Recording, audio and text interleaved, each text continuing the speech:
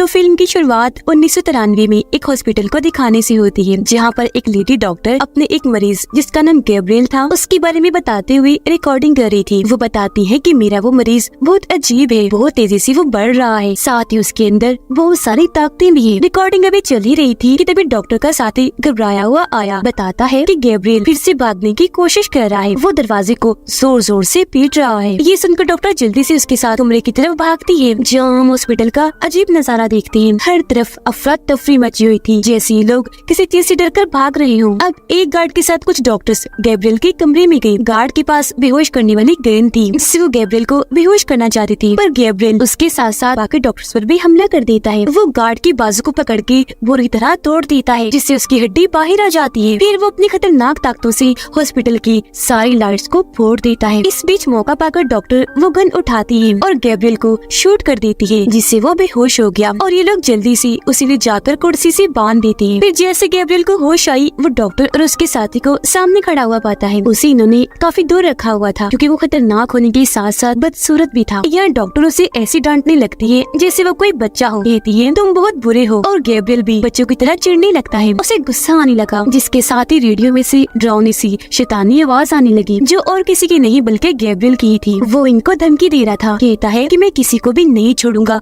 तुम सबको मार डालूंगा। ये देखकर डॉक्टर का साथी काफी हैरान रह गया। कहता है कि ये कैसे हो सकता है, ओह माय गॉड, ये बोल भी पा रहा है और इसने रेडियो को कंट्रोल करके उसके जरिए हमसे बात की। तब डॉक्टर उसे बताती है कि हाँ, गैब्रियल के पास ऐसी ताकतें हैं जिनकी मदद से वो बहुत कुछ अजीब चीजें कर सकता है। अब डॉक्टर और उसका साथी दूसरे कमरे में जाते हैं, जहाँ इनकी हॉस्पिटल स्टाफ की लाशें ही लाशें बिखरी पड़ी थी। ये देखकर दोनों काफी परेशान हो गए और अब यहाँ डॉक्टर कहती है कि टाइम आ गया है इस मुसीबत को जड़ से खत्म करने का। अब सीन शिफ्ट होकर आता है एक कपल पर, जिनमें वाइफ का नाम मेडिसन होता है। यहाँ हमें पता चला कि पिछले कई दिनों से इन दोनों के बीच के ताल्लुक खास अच्छे नहीं है, क्योंकि उनकी शादी को काफी साल हो गई थी, लेकिन मेडिसन का बच्चा नहीं हो रहा था। हर बार जब भी वो माँ बनने वाली होती थी, उसका बच्चा पेट में ही मर जाता था, जिस वजह से वो इतनी परेशान रहने लगी कि उसकी तबीयत में चिड़चिड़ापन आ गया। उसके हस्बैंड का गुस्सा भी तेज था, यही वजह है कि इनके झगड़े होती रहती थी। आज भी ये दोनों हस्बैंड वाइफ इसी बात को लेकर बहस कर रही थी, जहाँ मेडिसन के हस्बैंड को गुस्सा आ गया और वो उसे जोर से धक्का मारता है, जिससे वो दीवार से जाकर टकरा गई और उसके सर पर चोट लगने से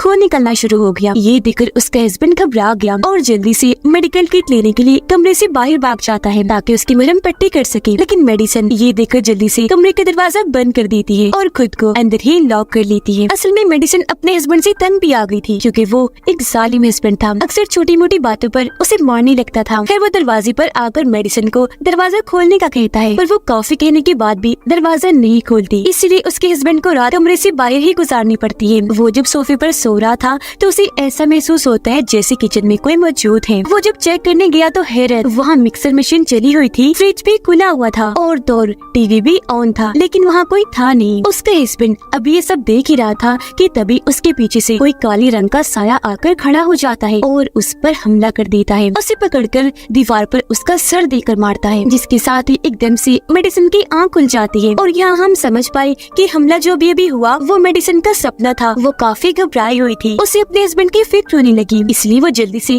कमरे का दरवाजा खोलकर बाहर आती है अपने हस्बैंड को देखने के लिए। पर सामने जो उसने देखा, उसे देखकर तो उसके होश उड़ गए, क्योंकि वहाँ उसके हस्बैंड की लाश पड़ी हुई थी, वो भी बहुत बुरी हालत में। उस काले साई ने उसे मारकर पूरे जिस्म की हड्डियों को तोड़ मरोड़ कर उसे यहाँ फेंका हुआ था। हर तरफ खून ही खून बिखरा पड़ा था, जिससे मेडिसन की हालत और खराब हो जाती है। वो अपने हस्बैंड की लाश को देख ही रही थी कि तभी पीछे से वो एक काले रंग का साया निकलकर बाहर आ जाता है और वो मेडिसन की तरफ बढ़ने लगा। उस पर हमला करने के लिए वो काफी डर गई, जल्दी से भागने लगती है। इससे पहले कि वो मेडिसन पर हमला करता, वो अपने कमरे में आकर फौरन दरवाजा बंद कर देती है। जोर से दरवाजे पर हाथ रख के खड़ी हो जाती है, तो वो काला साया वहाँ आकर दरवाजा तोड़ने की कोशिश करने लगा। मेडिसन दरवाजे को रोकने की कोशिश करती है, लेकिन वो साया दरवाजा तोड़ ही देता है। अब झटके से मेडिसन दरवाजे के साथ दूर जाके गिरी और वहीं पर बेहोश हो जाती है। अब अगले सीन में मेडिसन को हॉस्पिटल में होश आती है। उसने जब आंखें खोली तो सामने उसकी बहन बैठी थी, जो पहले तो मेडिसन का हाल पूछती है कि तुम ठीक हो, फिर उसे बताती है कि दो बुरी खबरें हैं। मुझे बड़े अफसोस के साथ कहना पड़ रहा है कि इस हादसे की वजह से तुम्हारे पेट में पल रहा बच्चा मारा गया, और दूसरी बुरी खबर कि तुम्हारा हस्बैंड भी बच नहीं पाया, उसकी भी बहुत दर्दनाक मौत हो गई है।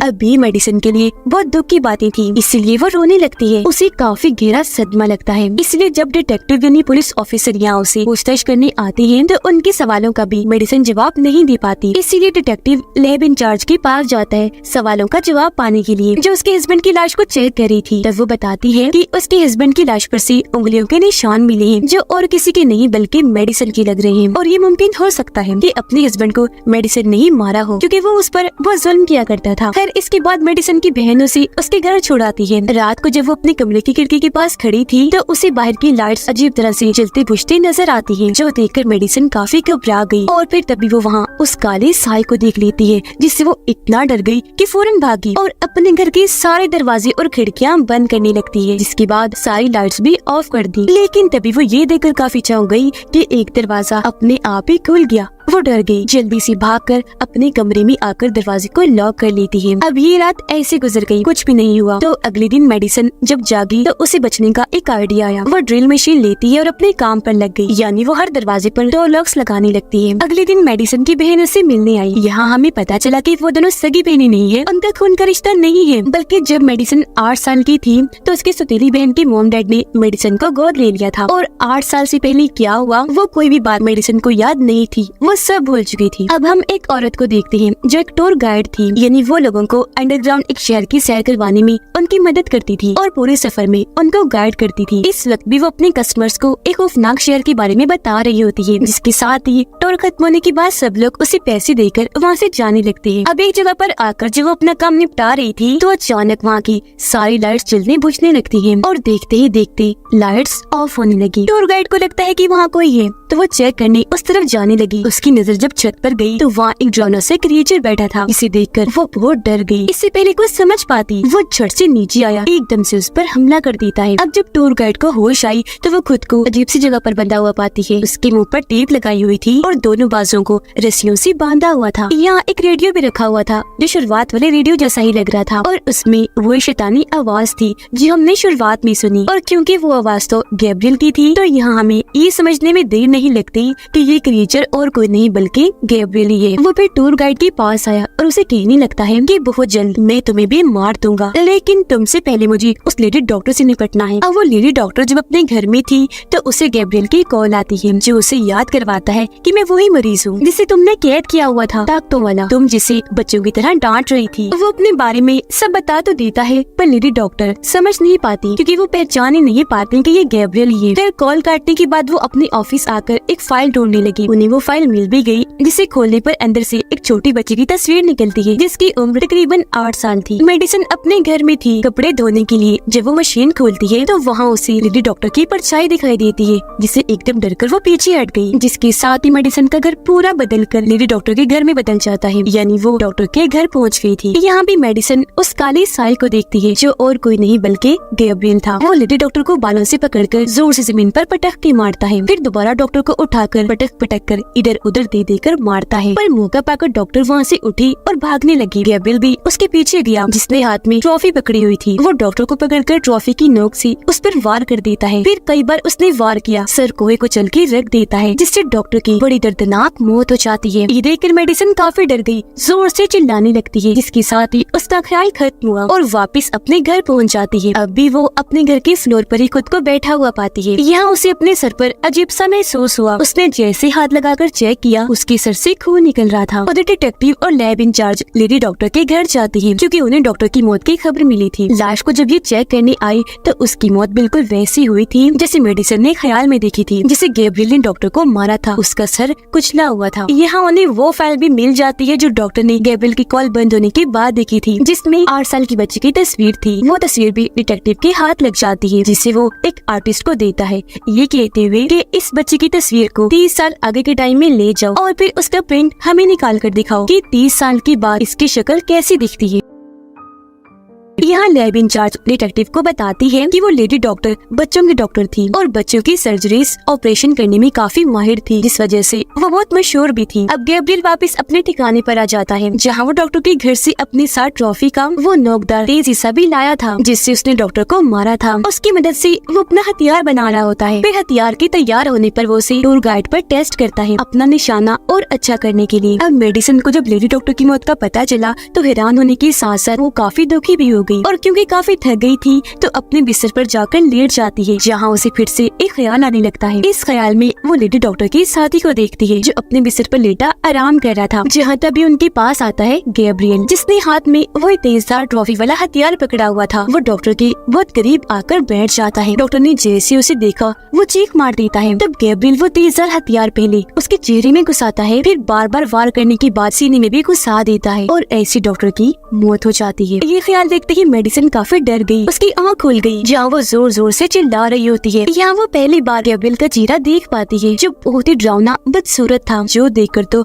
उसकी हालत इतनी खराब हो गई कि वो फौरन उठकर चीखने लगती है। वो खुद को अपने कमरे में पाती है, जहाँ ख्याल से बाहर आने के बाद उसके तकिए पर खून पड़ा हुआ था। अब उसके चिल्लाने की आवाज सुनकर उसकी बहन फौरन यहाँ आई। तब मेडिसिन उसे बता देती है कि मुझे काफी अरसे से बहुत डरावने से ख्याल आ रहे हैं, और जो कुछ भी मैं ख्यालों में देखती हूँ वो हमेशा सच हो जाता है। जिसके बाद ये दोनों बहनें पुलिस स्टेशन गयी। यहाँ इनकी मुलाकात डिटेक्टिव और लैब इंचार्ज से हुई। यह मेडिसिन उन्हें भी बताती है कि मेरे डरावने ख्याल सच हो जाते हैं। मैंने लेडी डॉक्टर की साथी की मौत का भी कुछ देर पहले ही ख्याल देखा, जो हॉस्पिटल के सामने वाली बिल्डिंग में हुआ, जहाँ वो रहा करती थी। अब ये सुनकर ये लोग जल्दी से उनके घर जाते हैं, जहाँ सच में डॉक्टर साथी की लाश मिल जाती है। वो भी बिल्कुल वैसी जैसे उसने ख्याल में देखी थी, जैसे गैब्रियल ने उनके चेहरे पर वार किया था। उनके चेहरे की बुरी हालत थी और पूरा बिस्तर खून से तर था। ये देखकर डिटेक्टिव और लैब इंचार्ज काफी दंग रह गए, जिसके बाद वापस पुलिस स्टेशन आ जाते हैं। मेडिसिन और उसकी बहन को कहते हैं कि आप कुछ देर यहाँ पुलिस स्टेशन में ही रुक जाइए, कुछ पूछताछ करनी है। अब जब मेडिसिन वॉशरूम में जाती है तो एक अनजान नंबर से उसके पास कॉल आती है, जो गैब्रियल की थी, जिसमें वो कहता है कि तुम्हारा नाम मैं अपनी मर्जी से रखूंगा, क्योंकि तुम मेरी बहन हो, मैं तुम्हारा भाई हूँ, और अब मैं इतने सालों के बाद वापस लौट आया हूँ तुम्हारा और अपना बदला लेने के लिए, जिसमें मैं मासूम और गुनाहगार लोगों सबको मारूंगा। ये सुनकर मेडिसिन काफी घबरा गई। वो अपनी बहन के पास आई और ये दोनों फौरन पुलिस स्टेशन से चली जाती है। उनके जाने के बाद डिटेक्टिव आर्टिस्ट की भेजी हुई फाइल देखने लगता है, जिसमें उसने बच्चे की तस्वीर को बदल दिया था। यहाँ हम ये देखकर काफी दंग रह जाते हैं कि 30 साल आगे के टाइम में उस बच्चे की तस्वीर को बदलकर मेडिसिन का चेहरा सामने आता है। अब वो दोबारा से इस फाइल को पढ़ता है, जहाँ उसे पता चला कि मेडिसिन की सौतेली मोम ने उसका इलाज करवाने के लिए उसे लेडी डॉक्टर की हॉस्पिटल में दाखिल करवाया था। इस लेडी डॉक्टर की अब मौत हो गई है, जहाँ मेडिसिन का इलाज उस लेडी डॉक्टर के साथ साथ उसके 2 साथियों ने किया था। पर अब क्योंकि लेडी डॉक्टर और उनकी एक साथी की तो मौत हो गई है, तो जो तीसरी डॉक्टर थी जो अभी जिंदा थी, वही डिटेक्टिव को सारी सच्चाई बता सकती थी।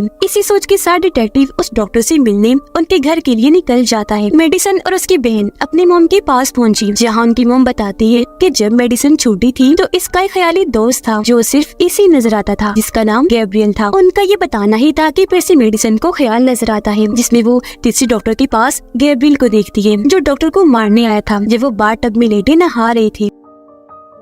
इतनी ही देर में यह डिटेक्टिव भी आ गया, जो गन को सामने करते हुए डॉक्टर की तरफ बढ़ रहा था, लेकिन तभी ऊपर से गैब्रियल आकर उस पर हमला कर देता है और उसे नीचे लिटा लेता है। यह डिटेक्टिव भी उसका इतना भयानक चेहरा देखकर डर गया, जिससे वो बेकाबू हो गया। इस चीज का फायदा उठाकर गैब्रियल उस पर बार बार वार करने की कोशिश करता है, लेकिन हर बार वो बचता रहता है। फिर डिटेक्टिव उस पर वार करके दूर फेंक के मारता है और अंधाधुंध गोलियां उस पर चलाने लगता है, लेकिन गैब्रियल किसी तरह यहाँ से भाग जाता है। हालांकि डिटेक्टिव उसके पीछे गया, लेकिन वो फिर भी उसके हाथ नहीं लग पाया। अब डॉक्टर की जान तो बच गई, लेकिन इसी के साथ मेडिसिन अपने ख्याल से बाहर आ जाती है। अगले दिन डिटेक्टिव और लैब इंचार्ज अपने साथ एक दिमाग के डॉक्टर को लाती है, ताकि वो थेरेपी करके मेडिसिन की पुरानी यादों को खोल सके, जो सारी चीजें वो भूल चुकी है। थेरेपी के दौरान मेडिसिन बताती है कि जब मैं छोटी थी तो गैब्रियल की हरकतों की वजह से मुझे डांट पड़ती थी। वो मुझसे उल्टे सीधे काम करवाया करता था। जिसके साथ ही मेडिसिन यहाँ अपने बचपन की एक कहानी सुनाती है कि एक दिन मेरे पास गैब्रियल की कॉल आई, जिसने मुझे कहा कि अपनी आंखें बंद करो, तुम्हारे सामने एक केक रखा है जिसे तुम बड़े से चाकू से काट कर अपनी मोम को दो। पर जब मैंने आंखें खोली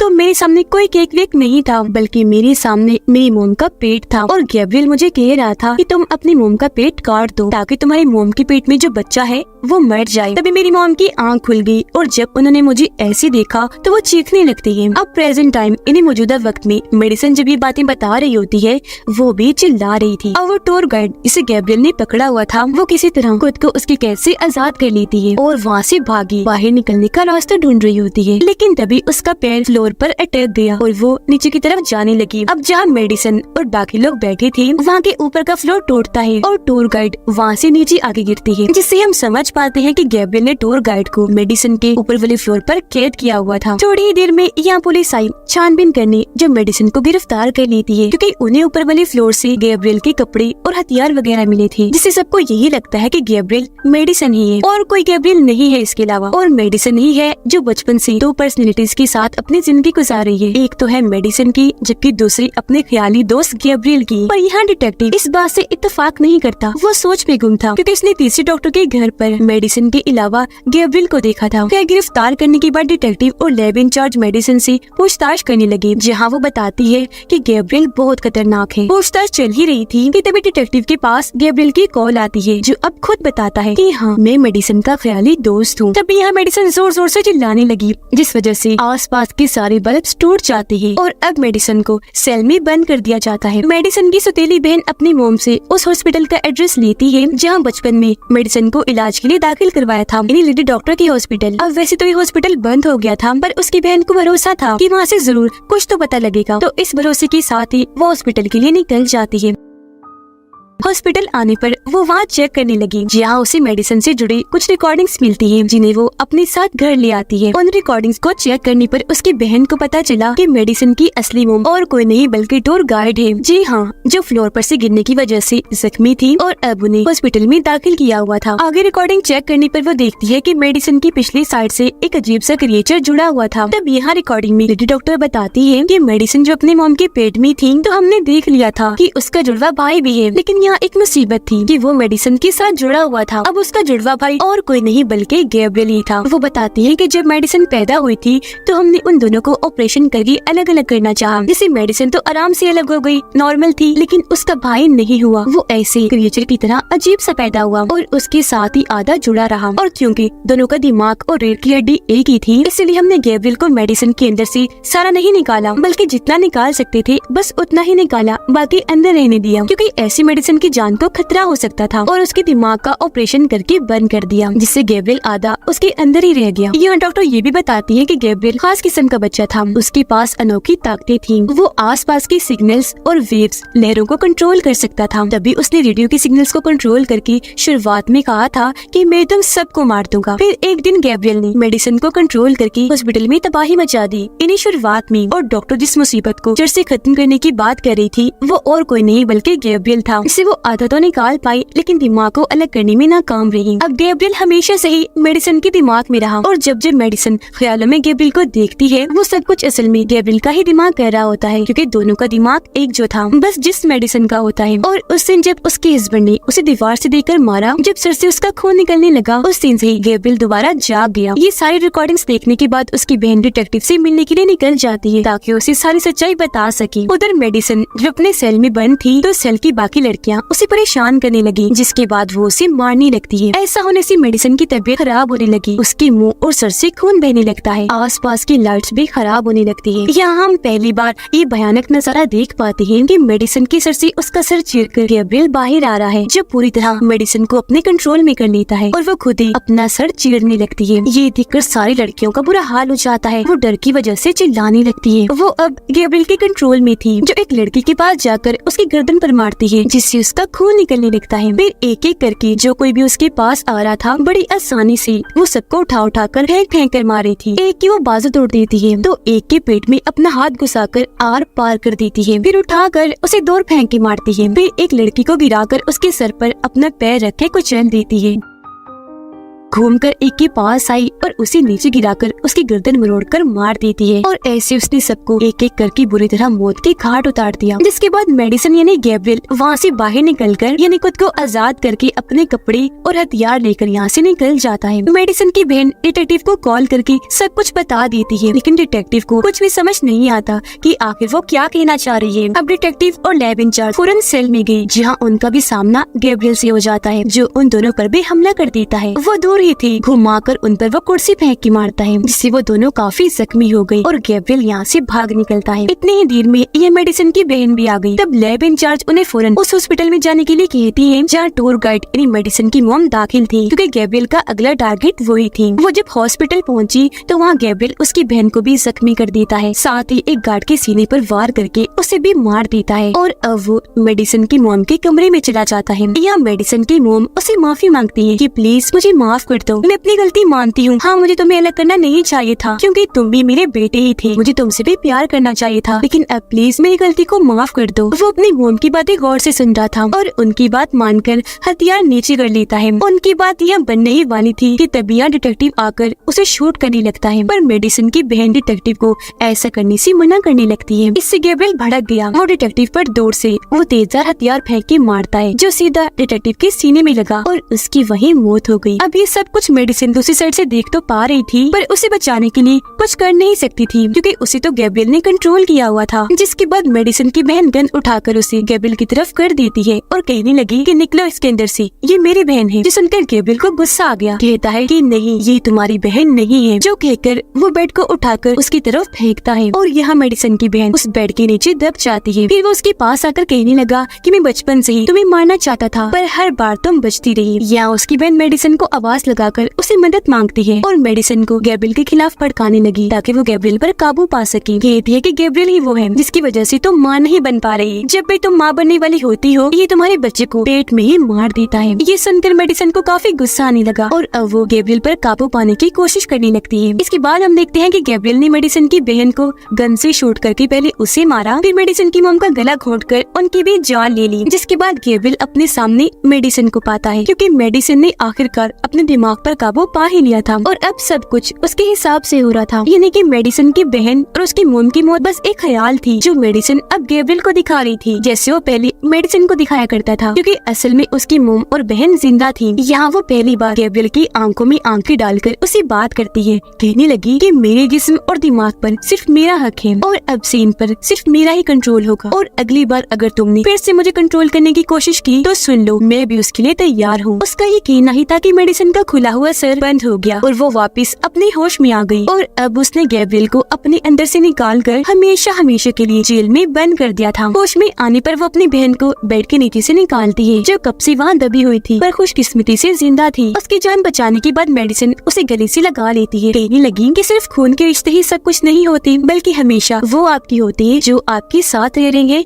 आपका ख्याल रखती है, और तुम ही मेरी बहन हो, हमेशा रहोगी। बेशक हमारा खून एक नहीं, मैं हमेशा तुमसे प्यार करूंगी, तुम मेरी बहुत अच्छी बहन हो। ये बातें करते हुए दोनों बहनें जज्बाती हो गई और एक दूसरे के गले से लगकर रोने लगती है। उनकी मॉम भी उन्हें देखकर काफी खुश हो रही थी, क्योंकि अब वो गैब्रियल से आजाद थी और हमेशा अपनी जिंदगी हंसी खुशी गुजारेंगी। और इसी के साथ इस फिल्म की कहानी इधर ही खत्म हो जाती है।